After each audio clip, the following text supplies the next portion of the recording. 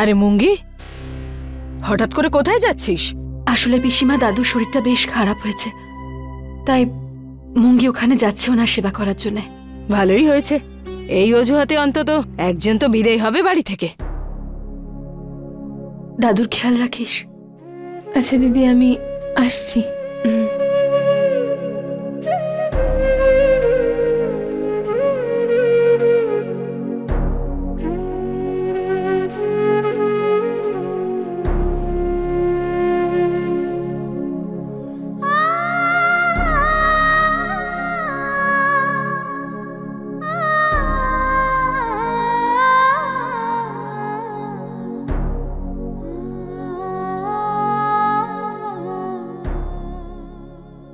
নিজের খেয়াল রাখিস, আর এখানকার চিন্তা একদম করবি না তুই। সবকিছু ঠিক হয়ে যাবে।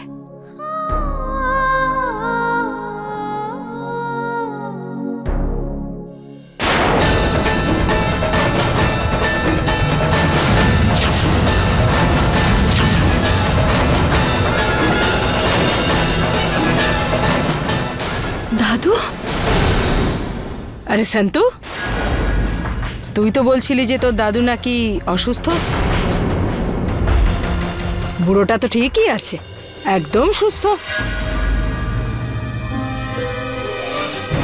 দাদু তুমি এখানে? আমি নিয়ে এসেছি ওনাকে।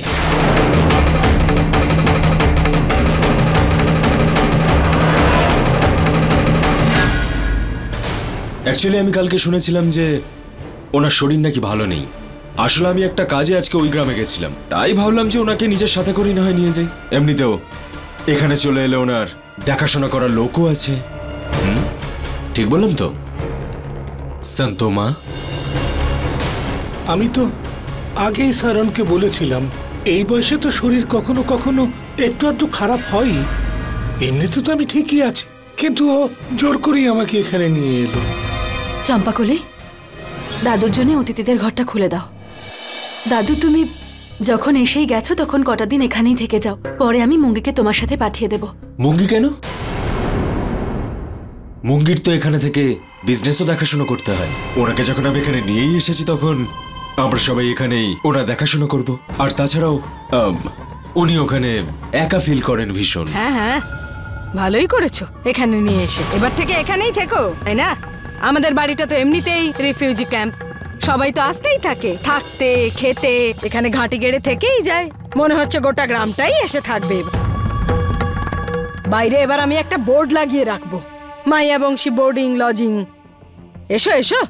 চলুন দাদু, আসুন।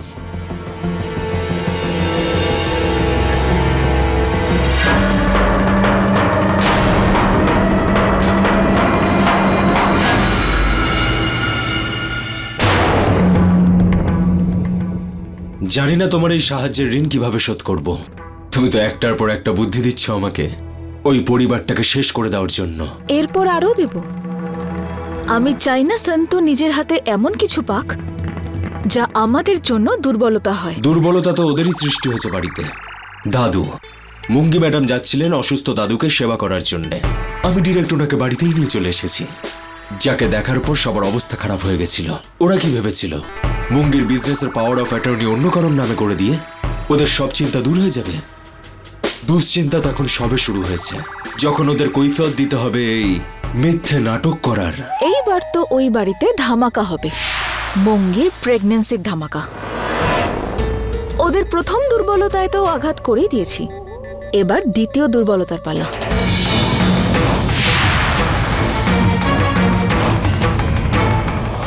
তোরাল। মুঙ্গি তো আপাতত এখন যাচ্ছে না, তার মানে বাবার বিজনেসটাও গেল হিতেনের হাত থেকে।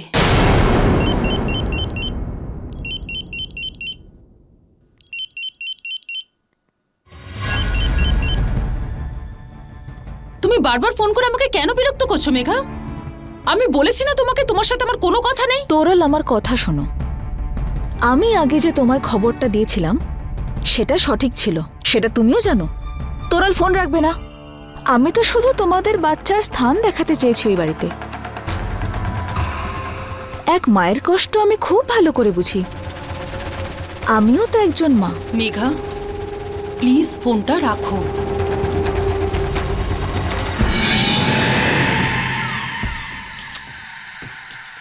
বেচারা তোরল।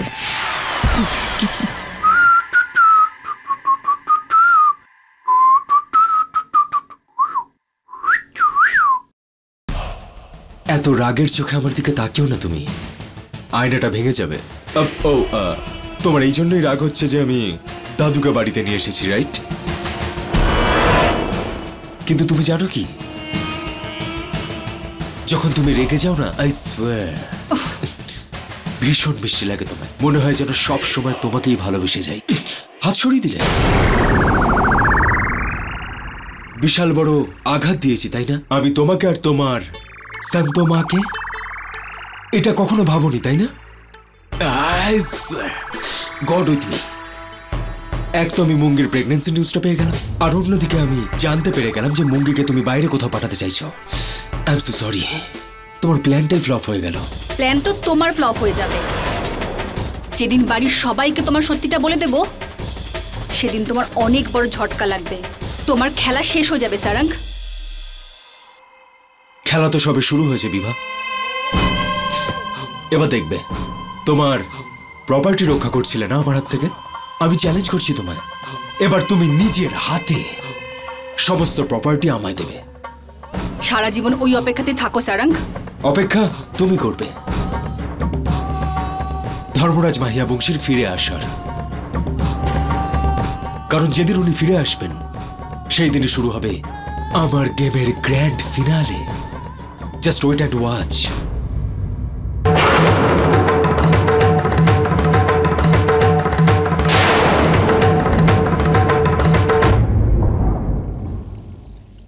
মঙ্গি, এই নাও। এখন তোমার দাদুও তো ফিরে এসেছেন, এবার তোমার সব দায়িত্ব বুঝে নাও। হিতেন দাদা, এই সমস্ত কাজ তুমি সামলে নাও না। একটানা কাজ করে করে আমি হাঁপিয়ে গেছি। কটা দিন রেস্ট নিই। যদি তুমি এটাই চাও তাহলে বাবাকে একবার ফিরে আসতে দাও, তারপর উনি ঠিক করবেন কি হবে। এই নাও।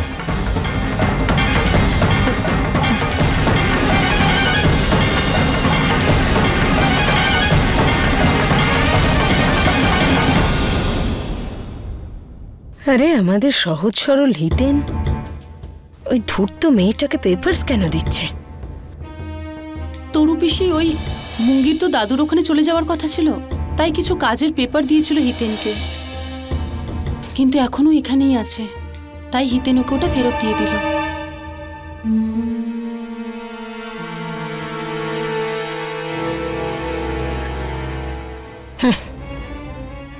আরে গল্পটা তো ভূতের গল্পের মতো বদলেই যাচ্ছে খালি। কাল ওই সন্তরি আর বিবাহ জানি না তাড়াহুড়ো করে কোথায় গেল। তারপরে সন্তরি বলল মুঙ্গি নাকি দাদুর কাছে যাচ্ছে, কারণ সে নাকি অসুস্থ। কিন্তু ওর ওই বুড়ো দাদু তো নিজে পায়ে হেঁটে আমাদের বাড়ি এলো। আজ হিতেন মুঙ্গিকে পেপারস দিল। বুঝতে পারছি না যে মুঙ্গি সব জায়গায় কেন এসে পড়ছে। যা গন্ডগোল হয়েছে তার সাথে মুঙ্গি জড়িত। মুঙ্গি, তোর উপর আমার কত গর্ব ছিল, আর তুই সবার সামনে আমার মাথাটা লজ্জায় নিচু করিয়ে দিলি। মালিকের কাছে কতদিন ধরে কাজ করছি, টাকা কম রোজগার করলেও সম্মান অনেক রোজগার করেছি। সেই জন্যই এই বাড়িতে তুই এত সম্মান পেয়েছিস। আর তুই শুধু নিজেরই নয়, আমাদের বাড়ির সম্মানটা ধুলোয় মিশিয়ে দিয়েছিস। আর তোর বোনের শত্রু, এই বাড়ির শত্রু, তাকে জামিন দিয়ে ছাড়িয়েছিস তুই। দাদু, এতে মুঙ্গির কোনো দোষ ছিল না। শুধু ভুল নয়, পাপ এটা। আমার নাতনি আমার বৃদ্ধ বয়সটাকে অভিশপ্ত বানিয়েছে। আমি মরেও শান্তি পাবো না।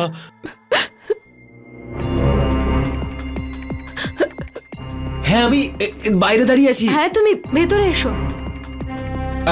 আসলে মালিক এসে গেছেন নিচে, সবাইকে ডাকছে।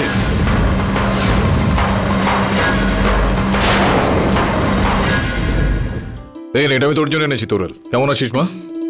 থ্যাংক ইউ বাবা। আমি সবাইকে তাদের উপহার কিন্তু যা যা এনেছিলাম দিয়ে দিয়েছি। এরপর বিশাল ওর স্কুল থেকে ফিরে আসলে ওকে ওর উপহারটা দিয়ে দেবো। কিন্তু বাবা, তুমি তো এটা বললে না যে এত তাড়াতাড়ি ফিরে এলে কেন? আরে একটু ধৈর্য ধর, সবাই আসুক, সবার সামনে আমি বলবো। হ্যাঁ, এই যে যার অপেক্ষা ছিল সে চলেই এসেছে এখন। একদম সবাই শুনে রাখো, প্রত্যেকের জন্য আমি দারুণ শুভ খবর নিয়ে এসেছি। আরে খুশির খবর তো আমার কাছেও একটা আছে রে ভাই। কি?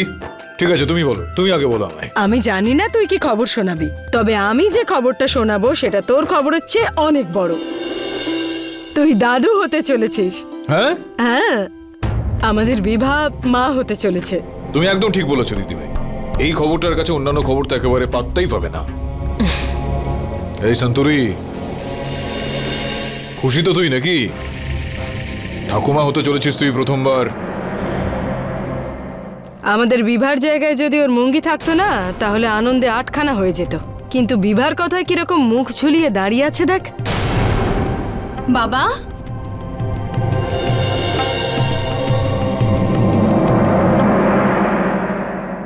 আরে বেঁচে থাক মা, বেঁচে থাক, বেঁচে থাক। এই নে, দেখ তোর জন্য কি এনেছি আমি। থ্যাংক ইউ বাবা। জয় শ্রীকৃষ্ণ বাবা। হ্যাঁ হ্যাঁ, জয় শ্রীকৃষ্ণ, জয় শ্রীকৃষ্ণ। হ্যাঁ হ্যাঁ, রাধা বা কৃষ্ণ তাদের মধ্যে কেউ তো একটা এই বাড়িতে আসবে, তাই না? আরে এদিকে আয় না মা। আজকে ও কিন্তু খুব বড় একটা শিক্ষা দিয়েছে আমাকে, যে স্বামী স্ত্রীর সম্পর্ক যতই কাঁচা হোক না কেন, সন্তান এসে কিন্তু সেটাকে একেবারে পোক্ত করে দেয়। আর তোরা কিন্তু এইভাবেই হাসি খুশি থাকবি দুজনে, ঠিক আছে? আরে মাধব কাকা, তুমি এখানে নাকি? জয় শ্রীকৃষ্ণ।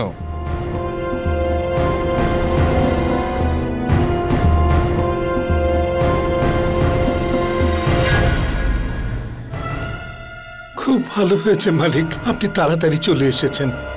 আপনার সঙ্গে একটা জরুরি কথা আছে। আরে আমি খবর পেয়ে গেছি সবকিছু মাধব কাকা। মঙ্গির বিষয়ে তুমি কথা বলতে চাও তো? আরে তুমি এটা নিয়ে একদম চিন্তা করো না। আর শোনো, মঙ্গি তো আমার মেয়ের মতোই, তাই না? এত ধুমধাম করে আমি বিয়েটা দেবো না, গোটা ধর্মপুর তাকিয়ে থাকবে একেবারে। এই সন্তরি, এরকম হাঁ করে আমার মুখের দিকে তাকিয়েছিস কেন বলতো তুই? জানা কতদিন তোর হাতে চা খায়নি আমি। জানা, একটু চা বানিয়ে নিয়ে আমাদের জন্য, যা।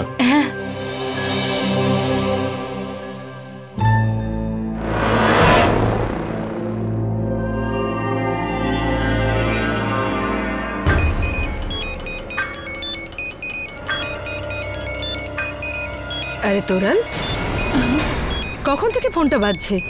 ধরো। তরু পিসি, ওই রং নাম্বার এটা।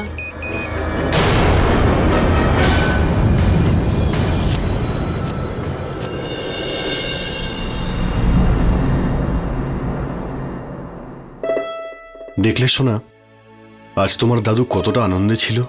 এবার নন্দিনীর পরে আরো একজন আসতে চলেছে, যে তাকে দাদু বলে ডাকবে। তোমার দাদুও খুশি আর তোমার বাবাও খুশি। কিন্তু তোমার মা এতে খুশি হতে পারবে না। তোমার বাবা তো খুব তাড়াতাড়ি অন্যের খুশিতে খুশি হয়ে যেতে পারে, কিন্তু এনাকে জিজ্ঞাসা করো যে কখনো তোমার মায়ের খুশির কথা ভেবে দেখেছে কি? তোরাল, আমি তোমার খুশির ব্যাপারে কবে ভাবিনি বলো তো? একজন ভালো স্বামীর মতো একজন স্ত্রীর কথা তুমি অবশ্যই ভেবেছো হিতেন, কিন্তু হিতেন, তুমি একজন ভালো বাবা হতে পারোনি। নিজের বাবার থেকে কিছু তো শিখতে পারো। বিশালের কথা কত ভাবেন উনি, আর তুমি? তোমার সঙ্গে এই নিয়ে আমি কথা বলতে চাই না। কেন? কেন কিছু বলতে চাও না? হ্যাঁ, আরে এত ভালো সুযোগ এসেছিল তোমার সামনে, বাবার ফ্যাক্টরি পেয়ে গেছিলে, আর তুমি কি করলে? ফেরত দিয়ে দিলে। তো কি ভুল করেছি? আমি এটা চাই যে ওর দায়িত্ব নিজেই সামলাক। আর এমনিতে আমার কাছে অনেক কাজ রয়েছে। বিনা পয়সায় কাজ করো তুমি হিতেন, এই জন্যই তো বিভার মতন এই বাড়িতে তোমার সম্মান নেই। আরে তুমি তো নামেই এই বাড়ির বড় ছেলে। এমন একটা সিদ্ধান্ত বলো যেটা তুমি এই বাড়ির বড় ছেলে হিসাবে কখনো নিয়েছো? হিতেন, আজকের দুনিয়ায় সেই সম্মান পায় যে নিজের ক্ষমতায় কিছু করে দেখাতে পেরেছে। আর তুমি, আরে উপার্জনই তো করতে পারো না তুমি, বাবার পেছন পেছন ঘুরতে থাকো। আর তুমি চুপ করো তোরাল। চুপ করবো না আমি, তুমি চুপ করো। জানো তুমি, তোমার আর তোমার জুতোর মধ্যে কোনো পার্থক্য করে না বাবা। আরে এই জন্যই তো ঘরের চাকরের মতন খাটাই তোমায়। অনেক কথা বলছো, চুপ করো। করবো না চুপ আমি। আরে দয়া হয় আমার ওদের দিকে তাকালে, আফসোস হয় এই ভেবে যে ওদের বাবা এত দায়িত্বজ্ঞানহীন। তোমার তো বাবা হওয়ার কোনো যোগ্যতাই নেই হিতেন। না ওরা এই পৃথিবীতে আসতো, না আমাকে এই দিন দেখতে হতো।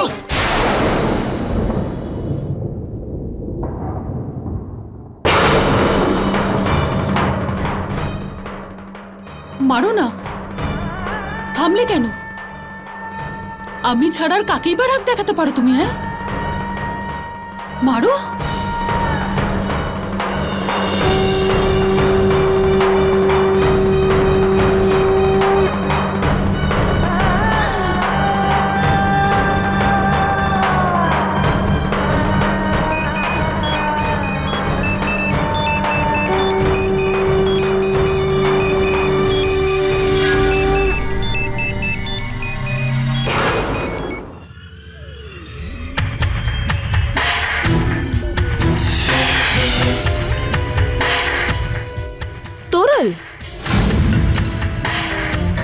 আমি জানতাম তুমি এখানে নিশ্চয়ই আসবে। এসো আমার সঙ্গে। আমি এখানে বসতে আসিনি, আমি শুধু এইটুকু বলতে এসেছি, আমাদের বাড়ির ব্যাপারে তোমার কথা বলার কোনো প্রয়োজন নেই। কোনো ইচ্ছে ছিল না আমার, কিন্তু আমি চাইনি যা কিছু আমার সঙ্গে হয়েছে, যেভাবে আমাকে ধাক্কা দিয়ে ওই বাড়ি থেকে বের করা হয়েছে, সেসব কিছু তোমার সাথেও হোক। তোরাল আমার লড়াই সন্তোর সঙ্গে, কিন্তু তোমার জন্য আমার মনে সফট কর্নার আছে, তাই আমি এই সব কিছু তোমাকে বললাম। তুমি খুব সরল তোরাল, ওই বাড়িতে কি কি হচ্ছে তুমি কখনো জানতে পারবে না। এক এক করে সবাই এগিয়ে যাবে, আর তুমি তোমার বাচ্চাদের সঙ্গে পেছনে পড়ে থাকবে। ওই বাড়ির এমন কোনো কথাই থাকতে পারে না যেটা আমি জানি না। মাহিয়া বংশী পরিবারে কত সম্পত্তি আছে আর কার কার নামে আছে বলো? জানো না তাই তো? আমি জানি।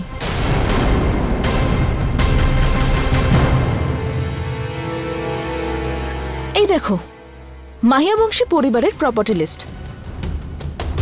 এই ফ্যাক্টরি বিভার নামে আছে, আর এই কোম্পানি সূর্যর নামে।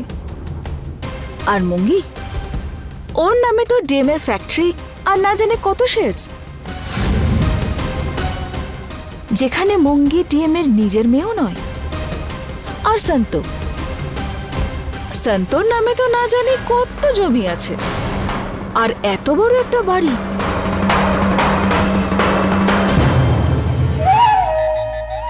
এখানে অনেকগুলো নাম আছে, কিন্তু হিতেনের নাম কোথায় বলো? হিতেনের নামে শুধুই সমাজ সেবা আছে, সমস্ত গ্রামের দায়িত্ব, আর হিতেন বেচারা তো এতেই অনেক খুশি। ব্যাস তোরাল, এই ব্যাপারটাই আমার খারাপ লাগে, সেজন্যই আমি তোমার সাহায্য করতে চাই। হিতেনের চুপ থাকার জন্য তুমি আর তোমার বাচ্চারা কখনো কিছু পাবে না। আমাকে এখনো বিশ্বাস হচ্ছে না তাই না? আমার কাছে তোমার জন্য একটা বড় সারপ্রাইজ আছে, যখন ওটা দেখবে বিশ্বাস হয়ে যাবে। এসো, কাম।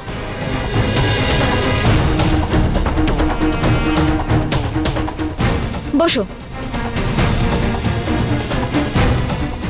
ডিএম যে বিজনেস ট্রিপের জন্য অ্যান্টোয়া গিয়েছিল, ওখানে গিয়েও কি বিজনেস করেছে নিজের চোখে দেখে নাও।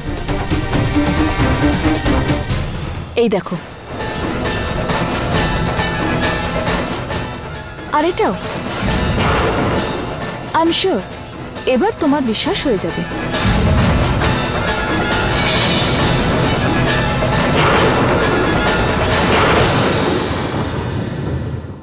अपने पसंदीदा शो के फुल एपिसोड देखने के लिए अभी डाउनलोड करें दंगल प्ले ऐप।